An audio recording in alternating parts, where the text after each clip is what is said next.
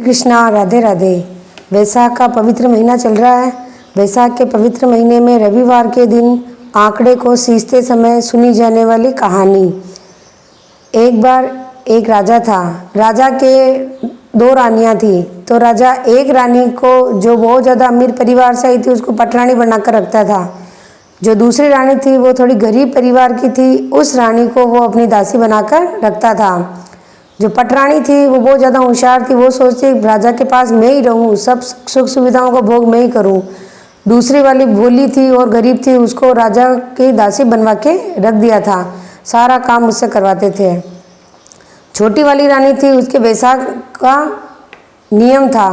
वह हर वैसाख में स्नान करती थी और बड़ पीपल को सींचती थी और हर रविवार को आंकड़ा सींचती थी और उसका व्रत करती थी।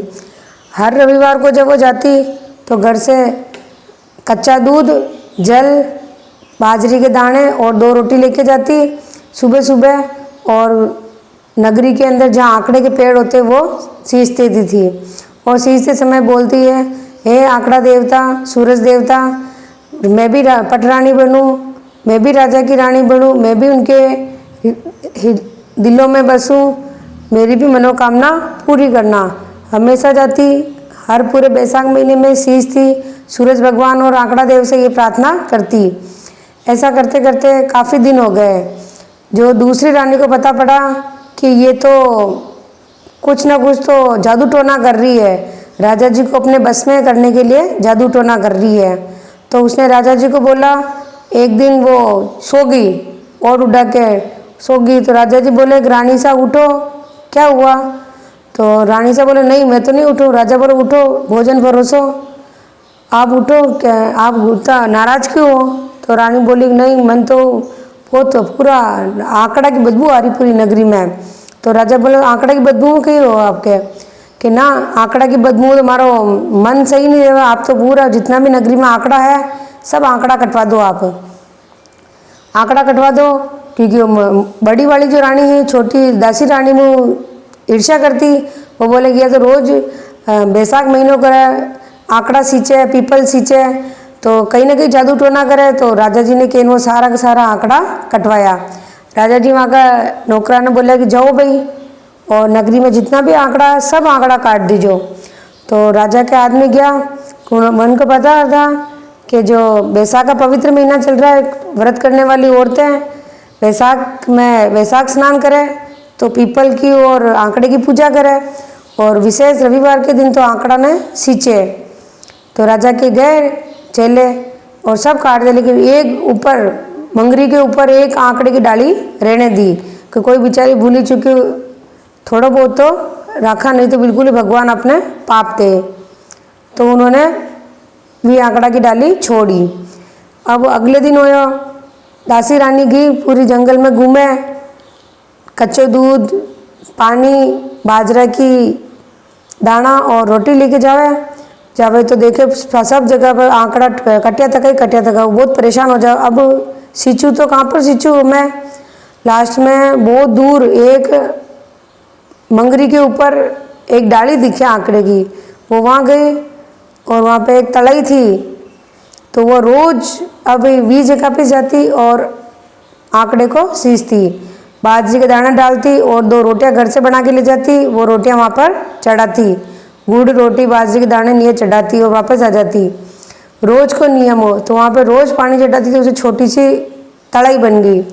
एक समय को राजा शिकार करने गयो। शिकार करता करता राजा को जंगल में बहुत आगे पहुँच गयो और बहुत तेज गर्मी को वैसाख को महीनों भूख प्यास लागवा लगी। राजा सोचो भाई आज तो पूरे जंगल में न तो कई जगह छाएँ बची है न पानी बचा है, अब मैं आज तो यूँ नहीं मेरा प्राण ही निकल जाए। राजा सोच ही रहा था कि अब क्या पानी कहाँ है, पानी कहाँ है। जब तक राजा को बहुत दूर मंगरी के ऊपर कुछ चिड़िया वड़िया दिखी। राजा वहाँ पे गया अपने घोड़ों के साथ और अपने सैनिकों के साथ। तो वहाँ जाके देखता है भी वहाँ पे तो अस्थायी एक पक्की तलाई बन गई और तलाई में पानी था। पानी जो राजा खुद खूब पानी पी दो और उनका घोड़ा नहीं पिलायो, जितने भी लोग मंत्री सब जना पानी पियो, तो भी वो पानी कम नहीं पड़ो। और भूख लग रही थी, आंकड़े की डाली जो पीने सींची दासी रानी वह खूब फली फूली, हरो भरो कच्छ हो गयो पूरो। वहाँ पे ठंडी ठंडी छाँव भी थी, बैठो और वो राजा को भूख लग रही, वो रोटी भी रोज चढ़ाती, तो राजा 2 रोटी भी खाधी और मीठी मीठी बाजरी का दाना खाधा, गुड़ खाधा, तो विको पेट भर गयो। तो राजा आशीर्वाद दीदो कि जो कोई भी आंकड़ा न सींचो विको भाग्य खुल जो, विने सब सुख सुविधाएं मिल जो, पटरानी बन जो, सब आशीर्वाद दे दियो। और जो राजा के मंत्री वहाँ सबको पता तो कि यह जो सींच पाओ ना वो राजा की दासी रानी से, पर वी टाइम राजा ने नहीं बोलियो। बाद में बोलियो कि भाई जो भी औरत यो सींच जाती है आंकड़ों, विके भगवान सूरज भगवान और आंकड़ा देते वहाँ ना टूट जो और वहाँ के सब सुख सुविधाएं कर जो। तो वापस राजा अपनी नगरी में आवे तो बच्चे राजा ने बतावे कि वह जो सींचवा जाती है वह राजा की दासी रानी ही। राजा भी दासी रानी ने बुलावे कि दासी आज के बाद तू बिल्कुल दासी नहीं रेवे, तुम्हारी पटरानी बनन रेवे। और राजा ने पता पड़ियो कि यह जो दूसरी पटरानी है वह इमू ईर्ष्या करती थी कि बिना दासी बनान रखी और खुद पटरानी बनी। राजा भी दूसरी रानी ने देश निकालो देवा लगे और छोटी रानी ने महारानी बनावे। तो छोटी रानी कहे नहीं राजा सा, मैं रानी के रूप में ओपू को ना, आप मन दासी रवा दो। बोले ना तू भी रानी बहनी, रानी तईस बहनों पीछे भी पोशाक वोशाक पहना, घेना घाटा पहना, एकदम सुंदर रानी लाग जाए। तो बच्चे दूसरी वाली विनती कर राजा जी मारे ऊपर यो ऐसान मत करो, मैं आज के बाद की में ईर्ष्या नहीं करूँ। तो राजा बोला कि एक बार तो आप कि दो, अब मत कर जो। तो राजा 2 ही रानिया ने ठाट बाट में रखा है और जो दूसरा नौकर है वह अपने पास में रखा है।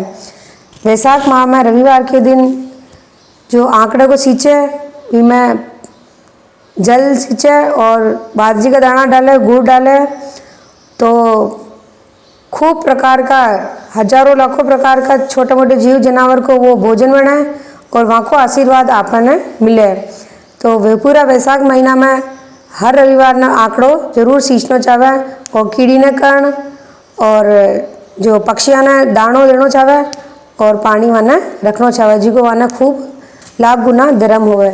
आपने हमारी बात कैसी लगी है या मैंने कमेंट बॉक्स में जरूर बताइएगा। राधे राधे।